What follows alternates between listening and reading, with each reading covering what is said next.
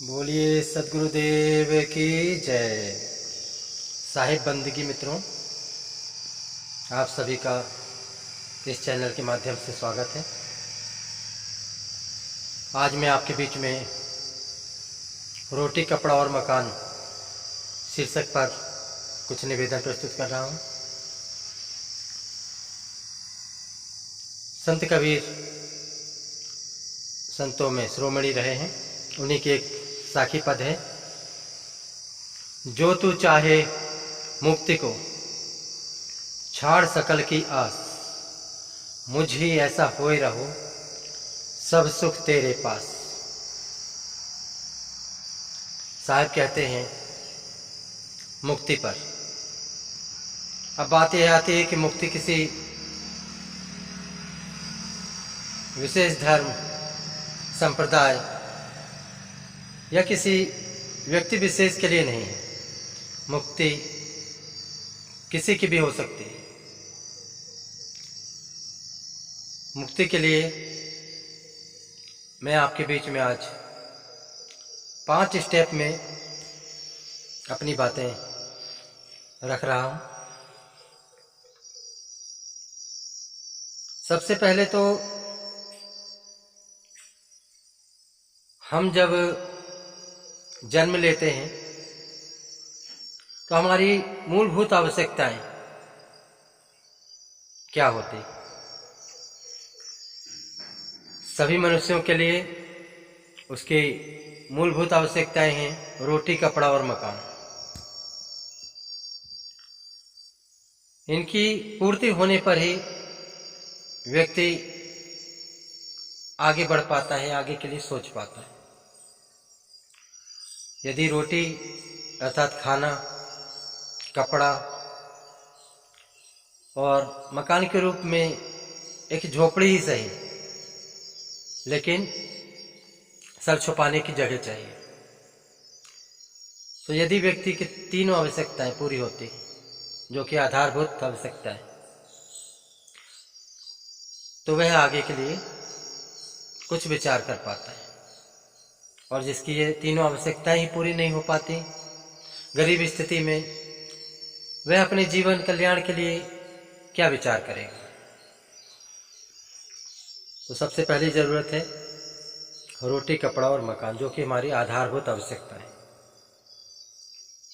इसके पश्चात यदि हमारी आवश्यकताएं पूरी हो पा रही, तब हम आगे विचार करते हैं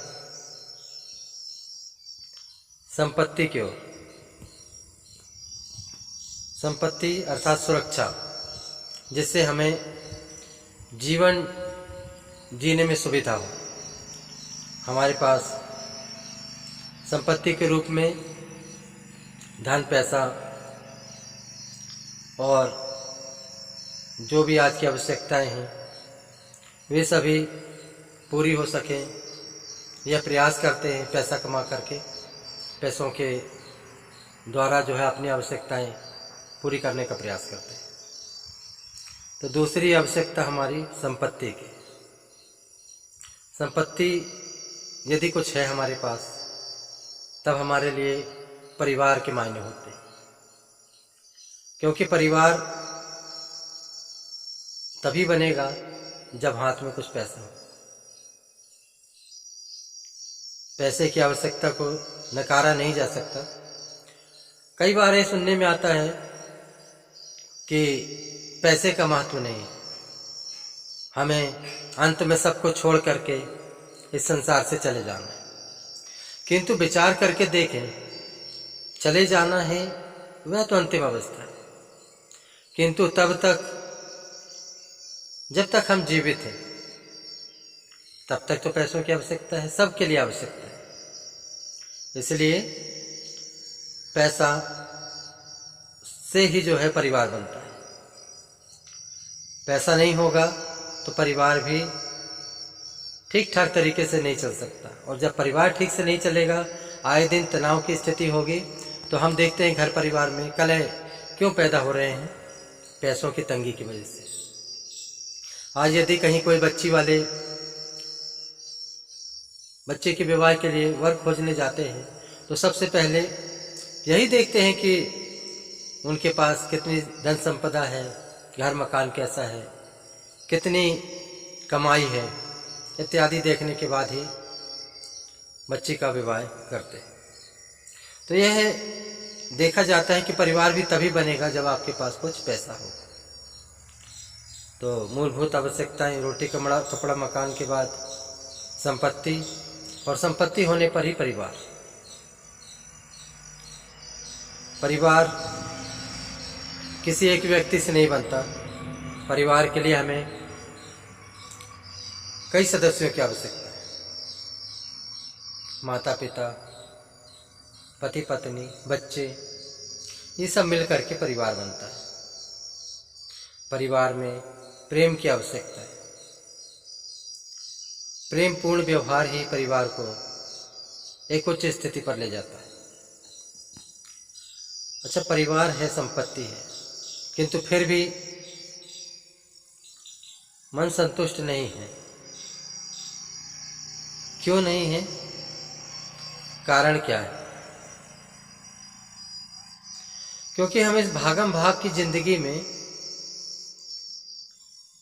चैन को महत्व नहीं देते, पैसे को अधिक महत्व दे देते। पैसे का महत्व है, जैसा कि मैंने पहले कहा, पैसे का महत्व है, किंतु घर परिवार में प्रेम की आवश्यकता है। प्रेम पूर्ण व्यवहार, यह है जिस घर परिवार में होगा वह थोड़े कम पैसे पर भी अपना घर बड़े आराम से चला पाता है। और उसके घर में यदि कलह नहीं है, प्रेम पूर्ण व्यवहार एक दूसरे से चल रहा है, सूखी रूखी रोटी नहीं, थोड़ा चलने लायक। इसलिए साहब को कहना पड़ा, कई बड़ी बातों में साहब को ये बातें कहनी पड़ी पैसे के लिए भी, कि पैसा भी जरूरी है। बहुत से संतों के द्वारा बीच बीच में ऐसी बातें आती हैं कि पैसा आवश्यक नहीं है। मैं इसके पक्ष में नहीं हूं। पैसे की अपनी जरूरत है और वह आवश्यक है। साधु संत जो बड़े बड़े मंचों से यह बात कहते हैं कि पैसा साथ नहीं जाता, देखा जाता है कि वे खुद उस मंच पर आने के लिए लाखों रुपए लेते। इसलिए पैसे की आवश्यकता है, किंतु पैसे के साथ साथ परिवार में प्रेमपूर्ण व्यवहार की आवश्यकता है। यह प्रेमपूर्ण व्यवहार एक दूसरे से तभी होगा जब समर्पण की भावना हो, एक दूसरे के प्रति त्याग की भावना हो। हम किस धर्म से हैं, किस जाति से हैं, किस संप्रदाय से हैं, इसका कोई महत्व नहीं। हमारा मानव होना ही पर्याप्त है। यदि हम मानव का जन्म लिए हुए हैं तो हम किसी जाति, धर्म, संप्रदाय के हों, हमें इन तीनों की आवश्यकता है। हम तीनों स्टेप जब पार करते हैं तब चौथा स्टेप आता है आत्म संतुष्टि का, आत्मसम्मान का। जिस व्यक्ति में आत्मसम्मान की स्थिति है, जिसका सम्मान दूसरे भी करते हैं, ऐसे व्यक्ति ही अपने जीवन को सफल मान सकते हैं। यदि हम अपना ही सम्मान नहीं कर पा रहे हैं, अपने ही नजरों में अपने को अच्छा नहीं देख पा रहे हैं, तो बाकी की चीजें मायने नहीं रखती। इसलिए हमारे कर्म ऐसे हों कि दूसरे व्यक्ति भी हमारा सम्मान करें कि अमुक अमुक कर्म अमुक अमुक व्यक्ति के द्वारा किया गया, और लोगों के द्वारा प्रशंसा के पात्र बने। किंतु इसके साथ साथ अपनी नजरों में हम कैसे, क्योंकि देखा जाता है कितने ही लोग पैसे से तो बड़े हो जाते हैं, किंतु पैसे किस तरह से कमाए होते हैं, यह एक विचार करने की बात है। यदि आपने पैसा गलत ढंग से कमाया है तो उस पैसे की हो सकता है लोग सम्मान करें आपको पैसे की दृष्टि से, किंतु उस दृष्टि से सम्मान नहीं करेंगे और ना ही आप अपना सम्मान कर पाएंगे। यदि आपने चोरी करके, डाका डाल के किसी का पैसा हड़प के अपने आप को अमीर बना लिया है, तो कहीं ना कहीं वह बातें आपको अंदर से कचोटेंगी और आप अपने ही नज़रों से गिर जाएंगे। इसलिए पैसा तो कमाना है, अमीर भी बनना है, किंतु ईमानदारी होनी चाहिए। यह सब बातें बहुत मायने रखती हमारे जीवन की सफलता के लिए, क्योंकि हम यह देखते हैं कि चाहे वह गृहस्थ हो या विरक्त हो, हर व्यक्ति चाहता है कि मैं मोक्ष गति को प्राप्त करूं, मैं मुक्ति को प्राप्त करूं। किंतु यह मुक्ति है क्या, यह मोक्ष है क्या, इस पर भी कुछ चर्चा होगी। साहब की जो साखी मैंने शुरू की थी, जो तू चाहे मुक्ति को छाड़ सकल की आस, मुझ ही ऐसा होए रहो सब सुख तेरे पास। साहब कहते हैं यदि तू मुक्ति को चाहता है तो सारी आशाओं को छोड़ दे। आशाओं को अर्थात उम्मीदों को जो हमने दूसरों से लगा रखी। कर्म तो करना है, किंतु यदि हम दूसरों से उम्मीद लगा कर बैठते, वह उम्मीद ही हमें दुख देती, क्योंकि उम्मीदें कभी पूरी हों ना हो इसका कोई भरोसा नहीं। यदि हमने किसी से यह उम्मीद लगा ली कि हमने ऐसा किया है तो अमुक व्यक्ति भी ऐसा करेगा, और वह उम्मीद यदि पूरी ना हो, वह कार्य यदि पूरा ना हो, वह व्यक्ति वैसा ना करे, तो हमें दुख होता है। इसलिए यह विचार करने की बात है कि हम दूसरों से उम्मीद ही न लगाएं, अपने जीवन को बिना किसी आशा के चलने पर प्रेरित करें। यदि हमारे अंदर आत्मविश्वास है, ईमानदारी है, और हमने घर परिवार में रहते हुए भी अपने जीवन को एक विरक्त की भांति जीना प्रारंभ कर दिया है, अर्थात संसार के मोह माया से और संसार में लिप्त न होकर के उससे दूरी बढ़ा ली है, तो कहीं ना कहीं हम सभी मुक्ति के अधिकारी हैं। उसके लिए किसी एक धर्म संप्रदाय या किसी एक, कहना चाहिए, बेस मर्यादा की आवश्यकता नहीं। आप जिस स्थिति में हैं, यदि आपके मन में अन्य दूसरे लोगों के प्रति कुछ करने की भावना है, देश सेवा की भावना है, लोगों के प्रति सेवा की भावना है, किसी का कल्याण करने की आपके अंदर भावना है, और साथ साथ अपने कल्याण की, तो ऐसे व्यक्ति समाज में रहते हुए भी, लोगों के बीच में, अपने घर परिवार में रहते हुए भी मुक्ति की स्थिति को प्राप्त कर सकते हैं। उसके लिए किसी बंधन की आवश्यकता नहीं है, किसी वेश मर्यादा की आवश्यकता नहीं है, किसी मठ मजहब की आवश्यकता नहीं है। आप जहाँ हैं वहीं पर अपने जीवन को सुधारें, वहीं अपने जीवन को अपने कल्याण की ओर ले चलें, क्योंकि एक एक सांस हमारी हीरे मोती की तरह है, जो कि पल पल बीती जा रही है। पता नहीं कब इस जीवन का अंधेरा हो जाए, शाम हो जाए। इसलिए जो समय हमें मिला हुआ है, जो ये मानव का जीवन मिला हुआ है, इसमें हम प्रयास करें कि अपने कल्याण के साथ साथ दूसरों का भी कल्याण कर सकें, दूसरों के लिए भी कुछ करने की अपने अंदर एक जिज्ञासा हो, कुछ करने का प्रयास करें, क्योंकि अपने लिए तो पशु पक्षी भी जीते, फिर पशु पक्षी में और हमारे में अंतर ही क्या। साहब की एक साखी है, मानुष तेरा गुण बड़ा, माँ सुनावे काज, हाड़ न होते आवरण तो न बाजन बाज। मनुष्य में एक यही गुण है कि वह अन्य जीव जंतुओं से भिन्न है, कि उसमें सोचने समझने की शक्ति है, सोचने समझने की, कुछ करने की शक्ति, जो कि अन्य पशु पक्षी खाने में नहीं। इसलिए यह मानव जीवन हमें जो मिला हुआ है, इसको हम इस तरह से बिताएं, इसके पल पल में हम ऐसा प्रयास करें कि हमारे कल्याण तो हो ही, हमारे कल्याण के साथ साथ हम समाज के लिए भी कुछ सोचें, समाज के लिए भी कुछ करें। और समाज के लिए करने लायक यदि हमें बनाया गया है, यदि हम में वह पावर है, वह शक्ति है, धन से, ऐश्वर्य से और बल से, पद से, जिस भी रूप में हम सक्षम हैं, हम प्रयास करें जन समाज का, देश का, जिस भी समुदाय के बीच में हम रह रहे हैं वहाँ पर कुछ सहयोग करने का और अपने कल्याण के साथ साथ समाज का कल्याण करने का प्रयास करें। तो मैंने आपके बीच में कुछ देर निवेदन प्रस्तुत किया मुक्ति की बात पर।